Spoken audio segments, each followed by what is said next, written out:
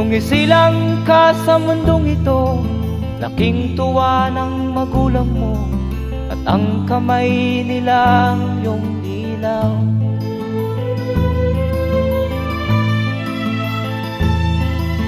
At ang nanay at tatay mo'y di malaman ang gagawin, namasdan pati pagtulog mo.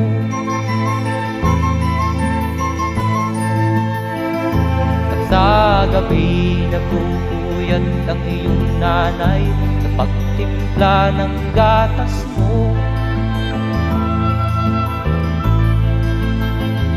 At sa umaga na may kalong ka ng iyong amang tuwang-tuwa sa'yo.